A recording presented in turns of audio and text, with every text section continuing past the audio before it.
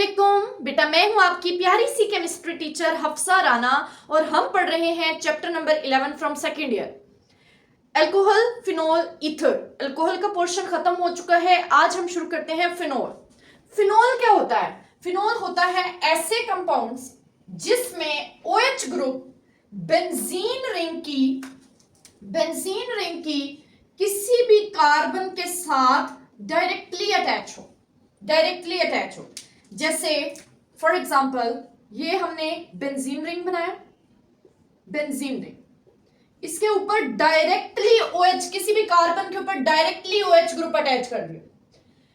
In class of compounds को हम कहते हैं फिनोल। इसका सबसे सिंपलेस्ट मेंबर यही है और इसका नाम है हाइड्रोक्स। इसके नेम कौन कौन से हो सकते हैं? इसको हम हाइड्रोक्सी बेंजीन भी कहते हैं। इसका पुराना नाम है कार्बोलिक एसिड। अब इसको कहा जाता है फिनोल। इसका आईयूपीएससी नेम भी फिनोल ही है। फिनोल ये क्लास ऑफ कंपाउंड भी है और इसका सिंपलेस्ट मेंबर का नाम भी फिनोल है। फिनोल, ये जो फिनोल है, इट वाज फर्स्ट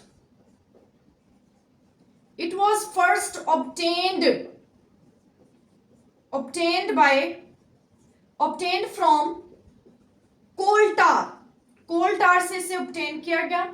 और किसने ऑब्टेन किया? साइंटिस्ट का नेम था रंगे। इन 1834 में पहली बार इसको ऑब्टेन किया गया फ्रॉम कोल टार।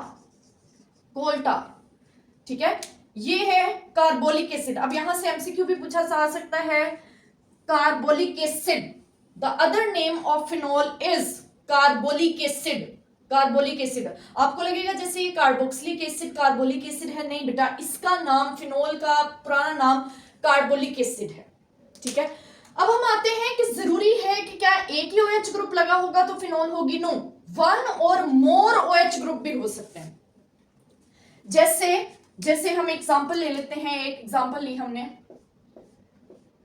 ये OH एक, दूसरा ये OH, दूसरा OH ये। अब इसका नेम है कैटिकोल। ये और दो पोजीशंस पर लगे हुए हैं, साथ वाली एडजेसेंट कार्बन्स पर लगे हुए हैं। अगर ये एक दूसरे से मेटा पोजीशन पर लगे हों, मेटा पोजीशन पर, या फिर ये लगे हों एक दूसरे से पैरा पोजीशन पर, तो क्या नाम होगा? अगर ऑर्थो पोजीशन पर लगे हों तो नाम होगा रिसोर्सिनोल, और अगर पैरा पोजीशन पर लगे हों तो नाम होगा क्यूनोल। 3 वाला भी होता है। हमारे सिलेबस में सिर्फ हमने सिंपल फिनोल को पढ़ना है, इसलिए डोंट टू बी वरी। ठीक है, अब एक और चीज बेटा बता दूं, इसका कॉन्सेप्ट, ये जो डायरेक्टली अटैच्ड वाली बात की है ना, इसको मैं मजीद एलैबोरेट कर दूं। मैं लिखती हूं RCH2OH। ठीक है, इसके अलावा मैं लिखती हूं बेंजीन रिंग CH2OH। इसके अलावा मैं लिखती हूं बेंजीन रिंग OH। अब इनमें से किसे हम फिनोल कहेंगे और किसे नहीं कहेंगे, ये कैसे डिसाइड होगा? इधर देखें, OH ग्रुप जिस कार्बन से डायरेक्टली अटैच्ड है, जिसे हम अल्कोहलिक कार्बन भी कहते हैं, अल्फा कार्बन भी कहते हैं, वो अगर sp, यहां पर चेक कर लेते हैं ये कौन सी हाइब्रिडाइज्ड है, ये sp3 है। यहां पर OH जिस कार्बन से अटैच है वो sp3 है। यहां पर OH जिस कार्बन से अटैच है वो sp2 है। यही फिनोल की डेफिनेशन है। अगर OH ग्रुप sp2 कार्बन के ऊपर लगा हुआ है तो उसे हम फिनोल कहेंगे। बाकी सारी जिसमें sp3 से अटैच है उसे हम अल्कोहल कहेंगे। ये तो सिंपली अल्कोहल थी, लेकिन इसमें आप लोग कंफ्यूज हो जाते हैं बेंजाइल अल्कोहल में कि क्या ये फिनोल है या नहीं। चूंकि OH ग्रुप sp3 से अटैच है इसलिए हम इसे फिनोल नहीं कहेंगे, बल्कि क्या नाम देंगे, इसे हम नाम देंगे एल्कोहल। ये एल्कोहल है, ठीक है, ये एल्कोहल है, एरोमेटिक एल्कोहल। क्लियर है ये बात? तो ये डिफरेंस है एल्कोहल में और फिनोल में। इसलिए मैंने ये किया है क्योंकि दोनों में OH ग्रुप लगा होता है, एल्कोहल में भी OH ग्रुप होता है, फिनोल में भी। हम कैसे डिसाइड करेंगे, ये देखें, जब हमने डाई वाली ली है, 2 OH ग्रुप डाई हाइड्रोक्सी वाली ली है, तब भी हमने OH ग्रुप को डायरेक्टली बेंजीन रिंग पर लगाया। और आपको पता है बेंजीन रिंग की हर कार्बन जो है वो sp2 हाइब्रिडाइज्ड होती है, ठीक है। तो sp2 हाइब्रिडाइज्ड कार्बन पर जब OH लगेगा तो वो फिनोल होगा, ठीक है बेटा। ये था कुछ जनरल इंट्रोडक्शन अबाउट फिनोल। बेटा अब हम देखते हैं फिनोल के मेथड्स ऑफ प्रिपरेशन।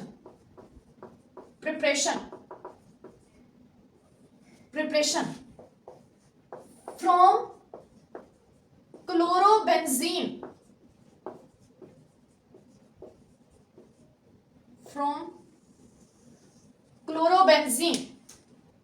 क्लोरोबेंजीन हमने लिया बेंजीन रिंग, क्लोरोबेंजीन, इसका हमने ट्रीटमेंट करवाया सोडियम हाइड्रोक्साइड के साथ। कंडीशन जो प्रोवाइड करनी है वो 360 degree Celsius temperature and 150 ATM pressure. ये कन्वर्ट हो जाता है, ये ऐसे कन्वर्ट हो जाता है, HCl निकल जाता है और NaO बेंजीन रिंग पर लग जाता है, ONA, ठीक है। ये बन जाता है सोडियम फेनोक्साइड सॉल्ट। किससे बना? क्लोरोबेंजीन से। अब इसका ट्रीटमेंट करवाया जाता है HCl से। यहां से NaCl निकल जाता है और ऑक्सीजन के साथ हाइड्रोजन लग जाता है, जो कि बन जाती है फिनोल। ये बन गई फिनोल। इस मेथड को डाउस मेथड कहते हैं, डाउस मेथड। अब चूंकि बाय नेम रिएक्शन है और मैंने बहुत दफा बताया है कि एग्जाम पॉइंट ऑफ व्यू से बाय नेम रिएक्शन बहुत ज्यादा इंपॉर्टेंट होते हैं। तो how phenol is prepared by डाउस method, तो ये है डाउस मेथड। इसको आप एक ही इस तरह भी कर सकते हैं, एक ही लाइन में। अब सेकेंड मेथड ऑफ प्रिपरेशन है from sodium salt of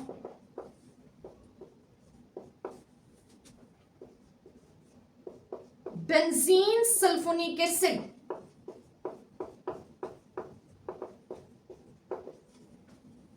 sodium salt of benzene sulphonic acid. From sodium salt of benzene SO3H, ये है बेंजीन सल्फोनिक एसिड। हाइड्रोजन को रिप्लेस कर दिया सोडियम के साथ, तो ये बन गया sodium salt of benzene sulphonic acid. इसका ट्रीटमेंट करवाया सोडियम हाइड्रोक्साइड सॉल्यूशन के साथ एट 320 डिग्री सेल्सियस टेम्परेचर। होगा क्या कि इसके 2 मोल्स यूज होंगे और Na2SO3 रिलीज हो जाएगा, सोडियम सल्फाइड। बेंजीन रिंग जो है उसके ऊपर लग जाएगा ONA पॉजिटिव, वाटर भी एक रिलीज हो जाएगा। अब ये फिर से बन गया है सोडियम फेनोक्साइड, साथ में sodium sulphide release, water release. अब इस सोडियम फेनोक्साइड के ऊपर, जैसे हमने ऊपर किया है, सोडियम फेनोक्साइड का ट्रीटमेंट करवाते हैं HCl के साथ। NaCl यहां से रिलीज हो जाता है और बेंजीन रिंग के ऊपर लग जाता है OH, NaCl यहां से रिलीज। तो ये अगेन क्या बन गई है? ये बन गई है फिनोल। ये है 2 methods of preparation of phenol. ठीक है, इसमें से फर्स्ट वन मेथड ज्यादा इंपॉर्टेंट है क्योंकि डाउस मेथड बाय नेम रिएक्शन है, इसको आपने ज्यादा अच्छे से कर लेना है, शॉर्ट क्वेश्चन में पूछा जाता है, शॉर्ट क्वेश्चन में। ये थे methods of preparation of phenol. Okay, अब बेटा हम फिनोल की कुछ फिजिकल प्रॉपर्टीज देखते हैं। फिनोल जो है वो कलरलेस, क्रिस्टलाइन,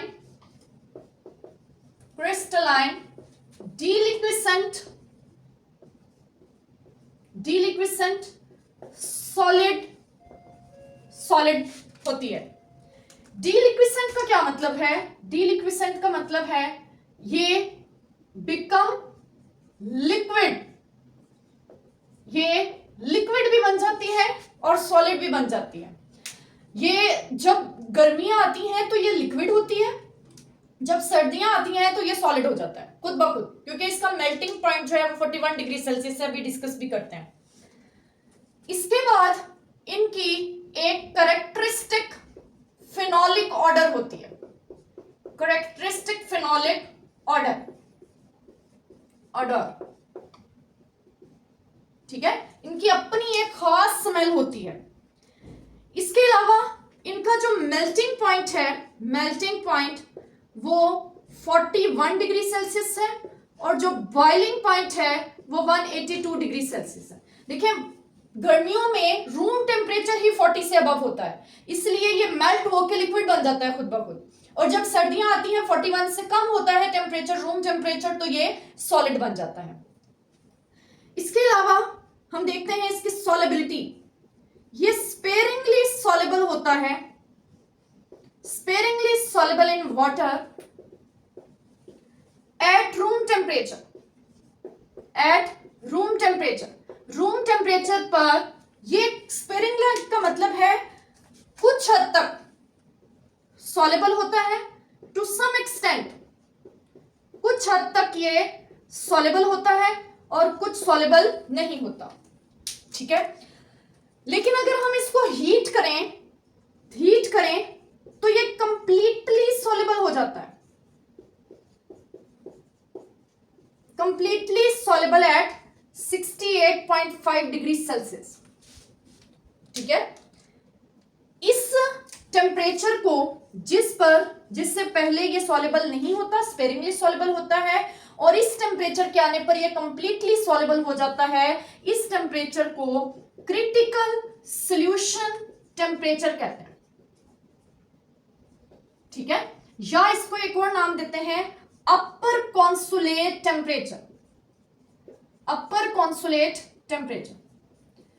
इससे पहले तक 67, 66 यहां तक ये स्पेरिंगली सॉलेबल होता है, ठीक है, लेकिन 68.5 पे ये कंप्लीटली सॉलेबल हो जाता है, ठीक है। अब इसके यूज पढ़ते हैं। यूज, ये बेटा पॉइजनस होता है, पॉइजनस, ये पॉइजनस होता है, ठीक है, इसीलिए इसको यूज किया जाता है, यूज्ड एज डिसइंफेक्टेंट। डिसइंफेक्टेंट का मतलब है to kill the germs, to kill the germs in hospitals and washrooms.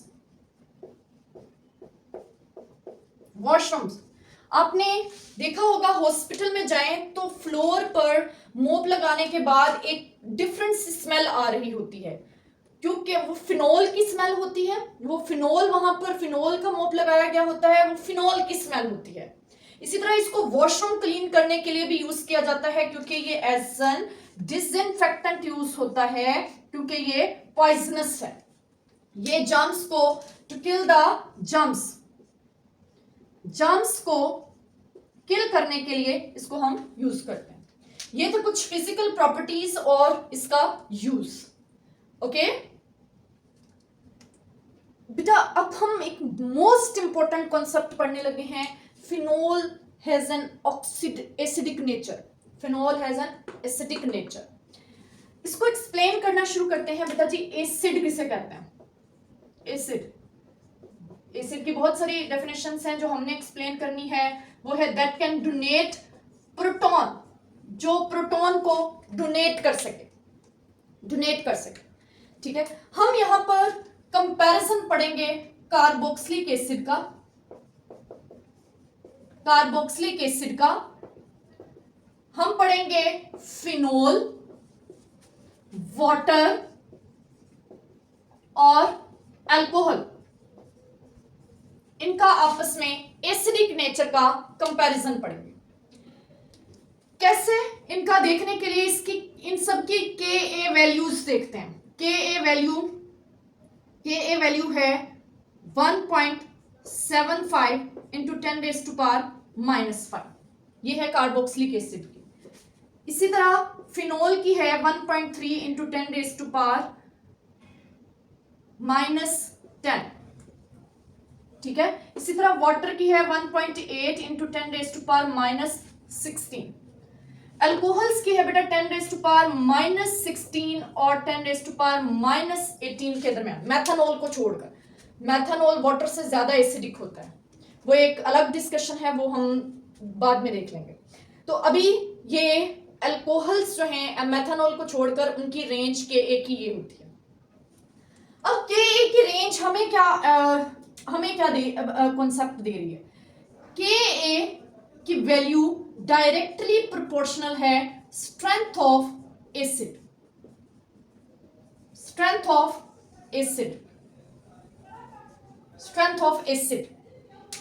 की स्ट्रेंथ के directly proportional. It means Ka की वैल्यू ज्यादा किसके लिए है? कार्बोक्सिलिक एसिड के लिए। कार्बोक्सिलिक एसिड स्ट्रॉन्ग एसिड है। उसके बाद फिनोल की वैल्यू है तो phenol, then water and then alcohol, ठीक है। अब एक यहां पर हम बात कह सकते हैं, बात लिख सकते हैं कि phenol is less acidic then carboxylic acid but more acidic than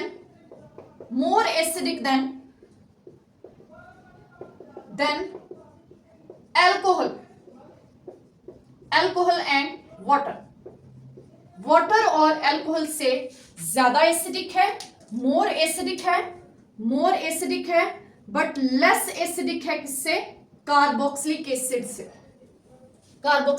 से, ठीक है। और हमें फिनोल के बारे में क्या पता चला? फिनोल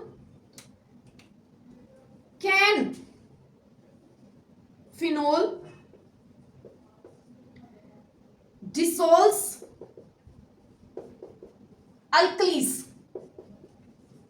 अल्कलीज मींस बेसिस को डिसॉल्व कर सकती है। जैसे फिनोल का रिएक्शन करवाया, OH का रिएक्शन करवाया सोडियम हाइड्रोक्साइड के साथ, तो इसने रिएक्शन दे दिया। कैसे? इसने बेटा रिएक्शन दिया, ONA बना लिया, सोडियम फेनॉक्साइड और वाटर रिलीज। इसने एज एन एसिड एक्ट किया। जब इसके साथ कोई अल्कली का रिएक्शन हुआ तो बना salt plus water, neutralisation reaction. ये इस बात को शो करता है कि यहां पर phenol as an acid behave कर रहा है, तो फिनोल एसिडिक नेचर रखता है, ठीक है।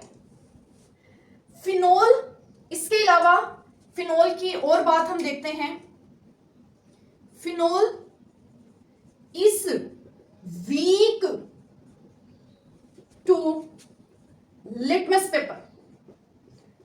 पेपर का ये कलर चेंज नहीं करता, वीक है, मतलब इतना स्ट्रॉन्ग एसिड नहीं है। इसकी अगर पीएच देखी जाए, पीएच वो होती है 5 to 6 के दरमियान, 5 to 6 के दरमियान इसकी पीएच होती है, ठीक है। इसकी पीएच 5 to 6 के दरमियान होती है। और एक और पॉइंट ये है, तो ये can not evolve carbon dioxide from carbonates. ये इतना भी स्ट्रॉन्ग एसिड नहीं है कि ये कार्बोनेट्स के साथ रिएक्शन करके कार्बन डाइऑक्साइड को इवॉल्व करे, लेकिन ये इतना स्ट्रॉन्ग जरूर है कि जब फिनोल का रिएक्शन करवाया जाता है सोडियम मेटल के साथ, तो ये हाइड्रोजन गैस लिबरेट करता है। हाइड्रोजन गैस लिबरेट करता है और बना लेता है ONA positive. Hydrogen gas liberate करता है, हाइड्रोजन गैस लिबरेट कर सकता है, लेकिन कार्बन डाइऑक्साइड को इवॉल्व नहीं कर सकता, नहीं कर सकता। ठीक है, अब हम देखते हैं कि इसकी जो रीजन है, reason for acidic behaviour, acidic behaviour, acidic behaviour show करने के पीछे रीजन क्या है, रीजन। अब हम आते हैं अपने मेन पॉइंट की तरफ। Carboxylic acid, carboxylic acid, carboxylic acid है बेटा R C double bond O OH। जब ये प्रोटॉन दे देता है तो ये बन जाता है R C double bond O negative H positive. Carboxylate ion, carboxylate ion इसको कहते हैं। कार्बोक्सिलेट आयन की जब स्टेबिलिटी चेक की गई, स्टेबिलिटी, कार्बोक्सिलेट आयन की जब स्टेबिलिटी चेक की गई तो देखा गया कि कार्बोक्सिलेट आयन बहुत ज्यादा स्टेबल है, बहुत ज्यादा स्टेबल है, क्योंकि ये रेजोनेंस शो करता है, रेजोनेंस, रेजोनेंस, रेजोनेंस शो करता है। मींस इसका जो ऑक्सीजन, इसका जो नेगेटिव चार्ज है वो दोनों ऑक्सीजन के दरमियान मूव कर रहा होता है। तो हम इसको अल्टीमेट जो स्ट्रक्चर है वो ये देते हैं कि इसका जो नेगेटिव चार्ज डेंसिटी है, पाई नेगेटिव चार्ज जो है वो इस तरह रोटेट कर रहा है, रोटेट कर रहा है। पाई, देखिए नेगेटिव चार्ज पाई इलेक्ट्रॉन्स के साथ रेजोनेंस में है। ये चीज इसको स्टेबल बना देती है, बहुत ज्यादा स्टेबल बना देती है। अब बेटा अच्छा एसिड वही होता है जिसका नेगेटिव आयन जो बने वो प्रोटॉन इतना स्टेबल हो कि वो प्रोटॉन को दोबारा पिक करके वापस एसिड में ना आ जाए। इसका कार्बोक्सिलेट आयन इतना स्टेबल है कि ये वापस प्रोटॉन को नहीं पिक करता, तो ये अच्छा एसिड है। ये एसिड की, अच्छे एसिड की निशानी है। ठीक है, अब हम देख लेते हैं अल्कोहल। अल्कोहल, अल्कोहल है ROH। जब इसने अपना प्रोटॉन दे दिया तो ये बन गया एल्कोक्साइड आयन, एल्कोक्साइड आयन। इसमें कोई रेजोनेंस नहीं है, नो रेजोनेंस। जब कोई रेजोनेंस नहीं है तो ये less stable, less stable alcohol. जब इसका नेगेटिव आयन लेस स्टेबल है तो वो प्रोटॉन को वापस पिक करेगा और दोबारा से अल्कोहल बना लेगा। मींस ये अच्छा एसिड तो ना हुआ। अब हम देखते हैं फिनोल। फिनोल का क्या होता है? फिनोल बेटा जब अपना एसिड के तौर पर H पॉजिटिव आयन लूज कर देती है, इसने अपना H पॉजिटिव आयन लूज कर दिया तो ये बन जाता है फेनॉक्साइड आयन। फेनॉक्साइड आयन किससे? फिनोल से। फिनोल से फेनॉक्साइड आयन बनता है, फेनॉक्साइड आयन। ठीक है, अब हमने देखना है इस फेनॉक्साइड आयन की स्टेबिलिटी है या नहीं, और स्टेबिलिटी पता चलेगी रेजोनेंस से, रेजोनेंस से। चलिए देखते हैं बेटा, ये जो फेनॉक्साइड आयन है ना, ऑक्सीजन पर जो नेगेटिव चार्ज है, नेगेटिव चार्ज, ये रिंग में इन्वॉल्व हो जाता है। जब ये रिंग में इन्वॉल्व हो जाएगा तो यहां से पाई इलेक्ट्रॉन डेंसिटी यहां शिफ्ट हो जाएगी। ये रेजोनेंस मैंने आपको सिखाई हुई है, इलेक्ट्रॉन विथड्रॉइंग ग्रुप ऐसा है। नेगेटिव चार्ज यहां आ जाएगा और ये ऐसे बन जाएगा। थोड़ी देर के बाद ये नेगेटिव चार्ज वापस आएगा और ये बॉन्ड आगे शिफ्ट हो जाएगा, तो ये स्ट्रक्चर कुछ यूं बन जाएगा। पाई इलेक्ट्रॉन डेंसिटी यहां आ गई, नेगेटिव चार्ज बाहर, और ये स्ट्रक्चर। अब ये रेजोनेट करेगा, आगे चला जाएगा और ये बाहर चली जाएगी इलेक्ट्रॉन डेंसिटी, तो ये क्या बन जाएगा? नेगेटिव चार्ज यहां पर, पाई इलेक्ट्रॉन डेंसिटी और ये डबल। अब ये इलेक्ट्रॉन नेगेटिव चार्ज अंदर आ जाएगा और ये वापस चला जाएगा जहां से आया था, तो ये अगेन एक स्ट्रक्चर बन जाएगा O नेगेटिव, O नेगेटिव। अब ये सारे क्या हैं? ये रेजोनेटिंग स्ट्रक्चर्स हैं फेनोक्साइड के, फेनोक्साइड के। दरमियान वाले 3 स्ट्रक्चर्स को चेक करें, क्या ऑक्सीजन के ऊपर नेगेटिव चार्ज है? No negative charge. इन दरमियान वाले 3 स्ट्रक्चर्स को अगर आप चेक करें तो no negative charge on O, oxygen. अब ये ऑक्सीजन के ऊपर नेगेटिव चार्ज चूंकि रिंग के अंदर इन्वॉल्व हो गया, ये नेगेटिव रहा नहीं, ये प्रोटॉन को वापस पिक नहीं करेगा और जिसकी वजह से ये वापस फिनोल में नहीं आएगा। तो जब किसी का नेगेटिव आयन स्टेबल हो गया है, वो प्रोटॉन को पिक नहीं करेगा, तो ये सबसे अच्छा एसिड हो जाएगा। ये अच्छे एसिड की निशानी है, ठीक है, ये अच्छे एसिड की निशानी है। तो हमें यहां से क्या पॉइंट मिला? हमें पॉइंट मिला कि इसकी रीजन ये है कि नेगेटिव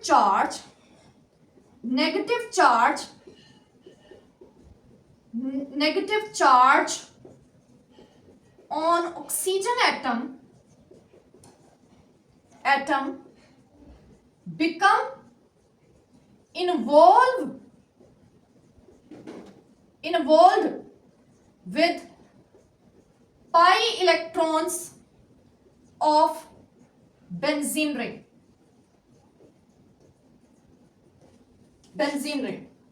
ठीक है। और जिसकी वजह से हम कहते हैं कि नेगेटिव चार्ज is delocalized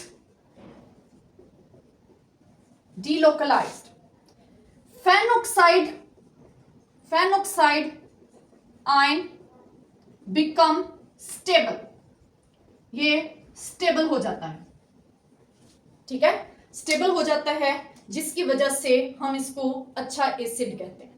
लेकिन ये कार्बोक्सिलिक एसिड से ज्यादा स्ट्रॉन्ग नहीं है। कार्बोक्सिलिक एसिड का carboxylate ion is more stable,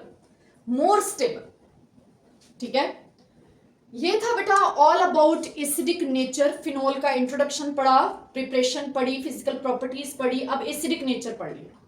इसको आपने अच्छे से प्रिपेयर करना है। ये जो एसिडिक नेचर का बहुत इंपॉर्टेंट शॉर्ट क्वेश्चन पूछा जाता है, शॉर्ट क्वेश्चन भी और लॉन्ग क्वेश्चन भी। क्या क्वेश्चन होता है? Prove that phenols show acidic behaviour. तो आप इसमें सारा ये एक्सप्लेन करेंगे। बेटा अच्छे से इसको प्रिपेयर करिएगा। इससे अगला लेक्चर होगा फिनोल के रिएक्शंस, वो भी बहुत इंपॉर्टेंट है। आपने इसको प्रिपेयर करना है, नेक्स्ट वीडियो का वेट करना है। नेक्स्ट वीडियो में आपको रिएक्शंस ऑफ फिनोल पढ़ाए जाएंगे। अपना ख्याल रखना है, हंसते रहे, मुस्कुराते रहे, पढ़ाई करते रहना है। अल्लाह हाफिज।